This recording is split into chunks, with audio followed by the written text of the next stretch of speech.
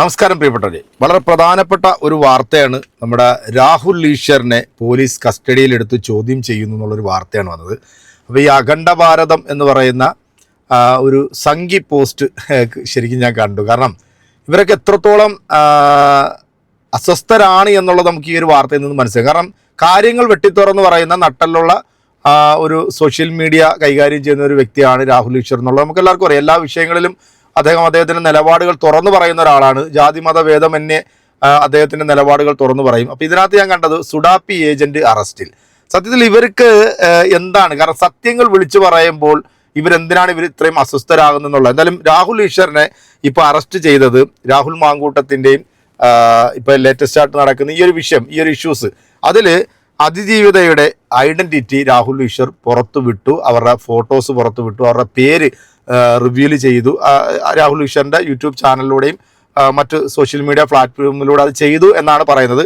ഈ ഒട്ടുമിക്ക വാർത്തകളും രാഹുൽ ഈശ്വറിൻ്റെ ഈ വാർത്തകളൊക്കെ നമ്മൾ കാണുന്നുണ്ട്. പക്ഷെ അതിനകത്ത് AI ജനറേറ്റർ ആയിട്ടുള്ള കുറച്ച് ഫോട്ടോസും കാര്യങ്ങളൊക്കെ രാഹുൽ ഈശ്വർ പുറത്തുവിടുന്ന നമ്മൾ കണ്ടിട്ടുണ്ട്. പക്ഷേ ഈ പറയപ്പെടുന്ന ഇരയാക്കപ്പെട്ടു എന്ന് പറയുന്ന ഈ ഒരു പെൺകുട്ടിയുടെ പേരോ അല്ലെങ്കിൽ അവരുടെ ഐഡന്റിറ്റിയോ പുറത്തു വിട്ടതായിട്ടുള്ള നമ്മുടെ ശ്രദ്ധയിൽപ്പെട്ടിട്ടില്ല.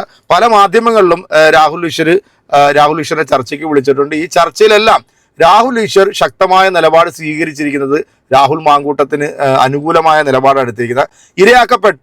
ഇരയാക്കപ്പെട്ടിരിക്കുന്ന ആ ഒരു സ്ത്രീക്ക് അനുകൂലമായിട്ടുള്ള ഒരു നിലപാടല്ല എടുത്തതെന്നുള്ളത് നമുക്ക് എല്ലാവർക്കും അറിയാം. കാരണം പുരുഷന്മാരുടെ വിഷയങ്ങളിൽ ഏറ്റവും കൂടുതൽ സംസാരിക്കുന്ന ഒരു വ്യക്തി കൂടിയാണ് രാഹുൽ ഈശ്വർ എന്നുള്ള. ഈ രാഹുൽ മാങ്കൂട്ടത്തിൻ്റെയും ഈ ഇരയാക്കപ്പെട്ടു എന്ന് പറയുന്ന ഈ ഒരു പെൺകുട്ടിയുടെയും വിഷയത്തിൻ്റെ പേരിൽ ഇപ്പം രാഹുൽ മാങ്കൂട്ടത്ത് മുൻകൂർ ജാമ്യം കൊടുത്തിട്ടുണ്ട്. അത് ബുധനാഴ്ചയാണ് കോടതി പരിഗണിക്കുന്നത്. അപ്പം ഈ ഒരു വിഷയങ്ങളെല്ലാം വെച്ചുകൊണ്ട് പല മാധ്യമങ്ങളിലും അദ്ദേഹത്തിൻ്റെ പ്ലാറ്റ്ഫോമിലൊക്കെ അദ്ദേഹത്തിൻ്റെ നിലപാടുകൾ അത് തുറന്നു പറയുന്നുണ്ട്. ഓരോ തെളിവുകളുടെ അടിസ്ഥാനത്തിലാണ് രാഹുൽ ഈശ്വർ ഇതിനെക്കുറിച്ചിട്ടൊക്കെ വാർത്ത ചെയ്യുന്നത്. അത് ഈ ഇരയാക്കപ്പെട്ടു എന്ന് പറയുന്ന ഈ ഒരു സ്ത്രീയുടെ ഭർത്താവുമായി ഉള്ള ഒരു ഓഡിയോ ക്ലിപ്പ് അടക്കം രാഹുൽ ഈശ്വർ അദ്ദേഹത്തിൻ്റെ ഈ ചാനലിലൂടെ പുറത്തുവിട്ടിട്ടുണ്ട്. എന്തായാലും പോലീസ് ഇദ്ദേഹത്തെ കസ്റ്റഡിയിലെടുത്തു, ഇപ്പോൾ ചോദ്യം ചെയ്തു വരികയാണ്. ജാമ്യമില്ലാ വകുപ്പുകൾ പ്രകാരമാണ് കേസെടുത്തതെന്നൊക്കെയാണ് പറയുന്നത്. രാഹുൽ ഈശ്വർ ഒരു നിയമം പഠിച്ചിട്ടുള്ള ഒരു നിയമ ഉദ്യോഗസ്ഥനും ഒരു വക്കീലും കൂടെയാണ്. അപ്പോൾ എന്താണ് ഇനി വരാൻ പോകുന്നതെന്നുള്ളതിനെ കുറിച്ചിട്ടൊക്കെ കേരളത്തിലെ ജനങ്ങൾ ഇങ്ങനെ ഉറ്റുനോക്കുക. എന്തായാലും ഈ ഒരു വിഷയവുമായി ബന്ധപ്പെട്ടിട്ട് രാഹുൽ ഈശ്വറിൻ്റെ വൈഫ് പ്രതികരിക്കുന്ന ഒരു വീഡിയോ ഇപ്പോൾ വന്നിട്ടുണ്ട്. നമുക്ക് എന്തായാലും ആ ഒരു വീഡിയോയിലേക്ക് പോയി. രാഹുൽ ഈശ്വർ ഇപ്പോഴും അകത്താണോ, എന്താണ്? അകത്താണ്. അപ്പം അവിടെ FIR കാണിച്ചിട്ട് ക്വസ്റ്റ്യൻസ് ചോദിക്കുമായിരുന്നു.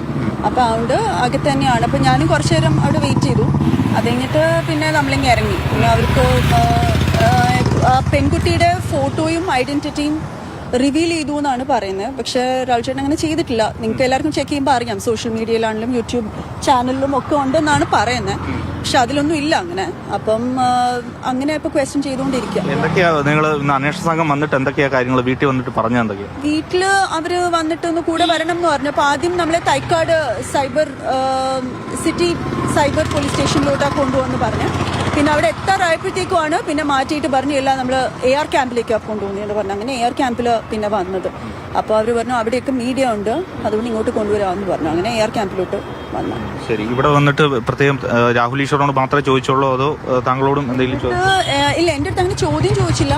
ഫോൺ വെരിഫൈ ചെയ്യണം എന്ന് പറഞ്ഞു. അപ്പോൾ ഞാൻ പറഞ്ഞത് എൻ്റെ ഫോണാ, എൻ്റെ ഫോൺ പേഴ്സണൽ ഫോണല്ലേ, അത് വെരിഫൈ ചെയ്യണല്ലോ. അപ്പോൾ അവരെ കുറച്ചൊന്ന് നിർബന്ധിച്ചു. പക്ഷേ ഞങ്ങൾ അത് എൻ്റെ ഫോണാണല്ലോ. ഈ രാഹുൽ ഈശ്വറിന്റെ ഫേസ്ബുക്ക് പോസ്റ്റ് പലപ്പോഴും നോക്കിയാൽ അറിയാം, സന്ദീപ് വാര്യരുടെ അടക്കം പോസ്റ്റ് ഷെയർ ചെയ്തിട്ടുണ്ട്. അതിൽ കോടതിയുടെ വരും വരായികളെ പറ്റിയൊക്കെ ബോധ്യവാനാണ് എന്നുള്ള കാര്യങ്ങളൊക്കെ പറഞ്ഞിട്ടുണ്ട്. ഇങ്ങനെ ഒരു കാര്യം, ഇത്തരം ഒരു നടപടി പ്രതീക്ഷിച്ചിരുന്നു, അല്ലെങ്കിൽ എന്തുകൊണ്ടാണ് അങ്ങനെ ഒരു പോസ്റ്റിലേക്കൊക്കെ പോയത്? അതിനെക്കുറിച്ച് എനിക്കറിയത്തില്ല. അത് എന്നുവെച്ചാൽ ഇവർ വീട്ടിൽ വന്ന സമയത്ത് മനസ്സിലായി ഇത് എന്തോ ഒരു നിയമ നടപടിയിലേക്ക് പോവാണെന്നുള്ളത് മനസ്സിലായി. പക്ഷെ അതിന് മുൻപ് അറിയായിരുന്നു എന്നുള്ളത് എനിക്കറിയില്ല. ചോദ്യം ചെയ്യുകയാണോ രാഹുൽ ഈശ്വറിനെ? അപ്പൊ നിങ്ങളുടെ പോകാൻ പറഞ്ഞു, എന്താണ്? അല്ല, ഞാൻ പുറത്തേക്ക് ഇറങ്ങി. കാരണം കുറച്ചു നേരമായിട്ട് അവിടെ വെയിറ്റ് ചെയ്യാണ്. അപ്പം കോൾസും ഒരുപാട് വരുന്നുണ്ട്. അവിടെ നിന്ന് വെറുതെ കോൾ എടുക്കണല്ലോ എന്ന് വെച്ചാൽ ഞാൻ ഒന്ന് പുറത്തേക്ക് വന്നേ ഉള്ളൂ. രാഹുൽ ഈശ്വറിനെ ചോദ്യം ചെയ്യുകയാണോ അകത്തേക്ക്?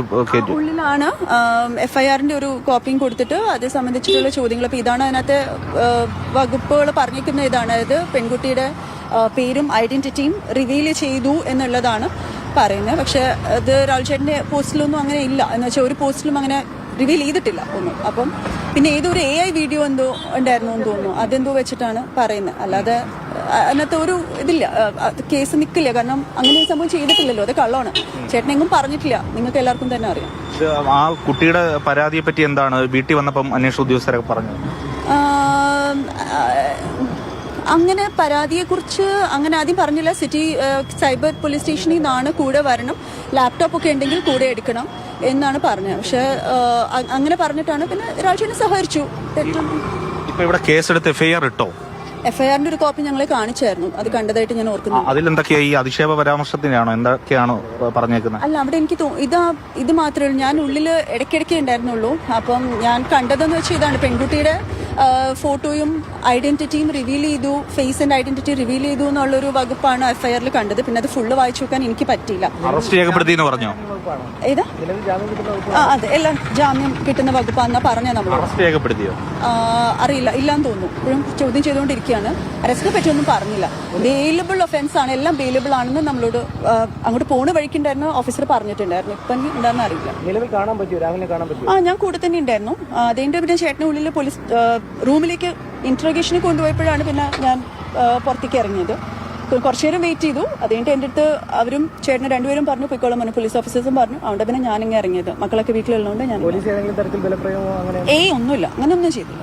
എന്തുകൊണ്ടാണ് നിങ്ങൾ സ്വന്തം വണ്ടിയിൽ വരാൻ വേണ്ടി പറഞ്ഞു? അവരെന്നെ പറഞ്ഞു നിങ്ങൾക്ക് സ്വന്തം വണ്ടിയിൽ വേണമെങ്കിൽ വരാമെന്ന് പറഞ്ഞു. അപ്പൊ നമ്മുടെ വണ്ടിയിൽ ഒരു പോലീസ് ഓഫീസറും കൂടെ കയറിയിട്ടുണ്ടായിരുന്നു. അങ്ങനെ ഞങ്ങൾ ഒരുമിച്ച് തന്നെയാണ് വന്നത്. അങ്ങനെ ഒരു കുഴപ്പമുണ്ടായിരുന്നില്ല. ഏതായാലും വിശദമായ ചോദ്യം ചെയ്യൽ AR ക്യാമ്പിൽ നടക്കുകയാണ്. എന്നാൽ ഇപ്പോൾ ലേറ്റസ്റ്റ് ആയിട്ട് വരുന്ന വാർത്ത അനുസരിച്ച് നോക്കുകയാണെന്നുണ്ടെങ്കിൽ ജാമ്യമില്ലാ വകുപ്പുകൾ ഉൾപ്പെടുത്തിക്കൊണ്ടാണ് രാഹുൽ ഈശ്വറിനെതിരെ കേസ് എടുത്തിരിക്കുന്നതാണ് ഇപ്പോൾ ഏറ്റവും ലേറ്റസ്റ്റ് ആയിട്ട് വരുന്ന ന്യൂസിൽ നിന്ന് മനസ്സിലാകുന്നത്. കാരണം രാഹുൽ ഈശ്വർ ചെയ്തിട്ടുള്ള ഈ ഒരു വിഷയവുമായി ബന്ധപ്പെട്ട് രാഹുൽ ഈശ്വർ ചെയ്തിട്ടുള്ള 2-3 വീഡിയോകളിൽ AI ജനറേറ്റർ ആയിട്ടുള്ള ചില ഫോട്ടോകൾ രാഹുൽ ഈശ്വർ അതിനകത്ത് പറയുന്നുണ്ട്. പക്ഷെ അത് പുള്ളി ആ വീഡിയോയിലൊക്കെ വളരെ വ്യക്തമായിട്ട് പറയുന്നുണ്ട്, ഇത് അതിജീവിതയുടെ ഫോട്ടോ ആയിട്ട് യാതൊരുവിധ സാമ്യവുമില്ല. അതോടൊപ്പം തന്നെ ഈ ഇരയാക്കപ്പെട്ടു എന്ന് പറയുന്ന ഈ ഒരു സ്ത്രീയുടെ വിഷയത്തിൽ നമ്മളെല്ലാവരും വളരെ ശക്തമായ ഭാഷയിൽ സംസാരിച്ചിട്ടുള്ളൊരു വിഷയമാണ്.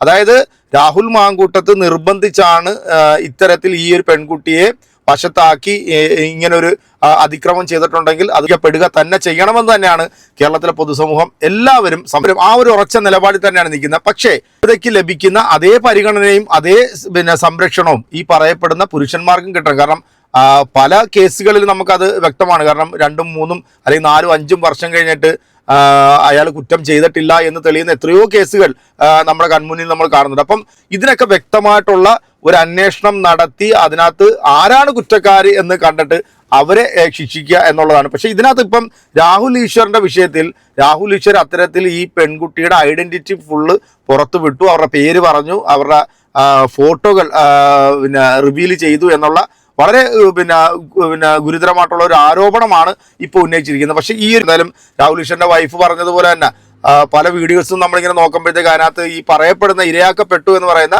ആ ഒരു പെൺകുട്ടിയുടെ പേരോ അല്ലെങ്കിൽ അവരുടെ ഐഡന്റിറ്റി പുറത്തു വിടുന്ന രീതിയിലുള്ള വാർത്തകൾ ചെയ്തതായിട്ട് നമ്മുടെയും ശ്രദ്ധയിൽപ്പെട്ടിട്ടില്ല. എന്തായാലും വരും മണിക്കൂറുകളിൽ എന്തൊക്കെയാണ് ഇതിനെക്കുറിച്ചിട്ടുള്ള വിഷയങ്ങളെന്നൊക്കെ നമുക്ക് കാത്തിരുന്ന് തന്നെ കാണേണ്ടി വരും.